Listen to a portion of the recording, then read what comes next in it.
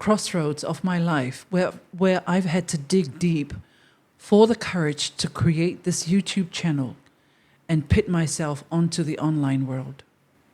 My sons and my husband have heard me talk about this for the past 4 years, and I realized that they now question the word of the woman, the mother, the wife, whom they intimately know to be fearless.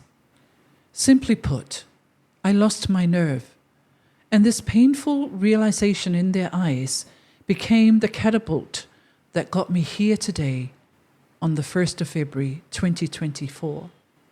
Welcome to my channel, FAUTASI Wisdom.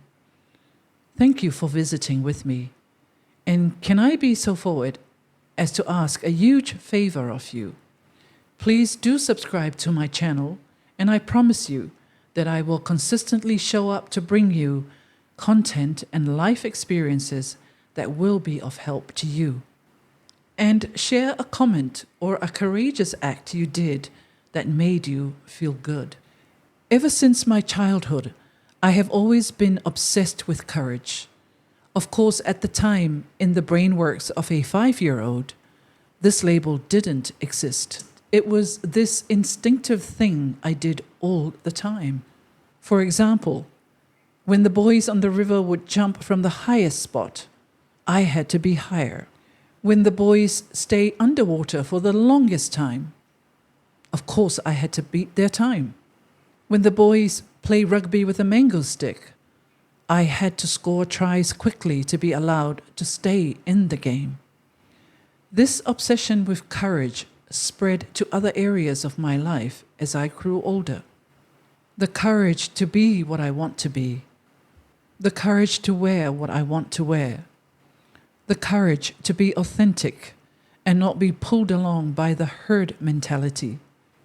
The courage to be different, to stay different when it's difficult and be okay with it. The courage to express my own style without fear of ridicule. The courage to question the saying, "This is how we do it." The courage to make deep friendships when construed otherwise and to stay true. The courage to speak up for others when it's deemed not okay to side with them. The courage to follow my heart even when the chosen path is tough. The courage to live life according to the yearnings of the heart and taking your children along for the ride of their life. The courage to challenge men in a sport taboo to women and consistently win. The courage to be disliked and envied and be at peace with it. I can go on and on and on, and I'm sure you also have a long list of courageous acts that you've done and continue to want to do because it simply makes you happy. 6 decades of exploring, of experimenting, and living a life based on this thing called courage has in turn given me an immense sense of freedom in my own self-development. It has also made me an extraordinary longboat skipper in a sport that was taboo to women until I took the courageous step to be a part of this magnificent traditional salmon sport for men on the Pacific Ocean. You see, there comes a time in your life when you're given an opportunity that your head will tell you no, and your heart will sing yes, while the sensitized skin on your frame stand on end with nervous excitement. Listen to it. Take the plunge. Commit. When you are confronted by an audacious, unnormal idea that goes against societal norms and rules, do it. The courage to do it will take you on a journey of immense highs and lows that will shake your very core and make you question your decision many, many times.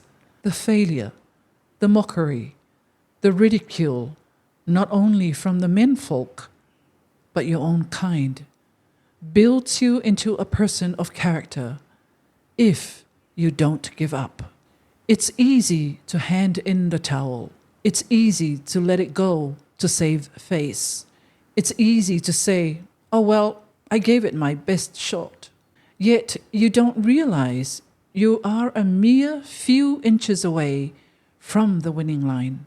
The colorful experiences that you will gain along the way will temper your being, and you realize that such an opportunity is to be tested, examined, honed, and assessed to the minutest detail, to rebuild when you fail over and over and over again, until you finally reveal the extraordinary within, and in turn, you become this extraordinary being. The question that has been on my mind for a very long time: can I, an ordinary woman who became known as a legend, a goat, and an extraordinary FAUTASI skipper, can I do the same online? Will I gain the same sense of fulfillment that I gained from my life as a FAUTASI coach, a mentor, leader, and businesswoman? And how can I help you? I am open to your ideas and suggestions. I'm learning and implementing in a world that is unnatural for us baby boomers. But if there's a valuable lesson I learnt through business and FAUTASI that made me excel against all odds, it was being obsessively consistent. FAUTASI Wisdom is a place where I share my life experiences and the solutions found through different challenges. It's also a place where I'm figuring things out online through implementing and being consistent. By now, you're probably wondering what FAUTASI means. FAUTASI is a longboat that measures between 95 feet or 25 meters to 115 feet or 35 meters in length, with a rowing crew of 40 to 50 men. The literal meaning of the word FAUTASI means to build, fau as one, tasi, to build as one. Over the last 23 years of my life as the lone woman skipper in this traditional longboat racing sport of men, FAUTASI the word became my mantra, my philosophy, through which I taught, mentored, and coached winning teams of thousands of men, and eventually a full crew of women to become courageous, to become fearless and kind, loving and audacious winning rowers on the ocean and in life. So go out there and be courageous, be kind and loving.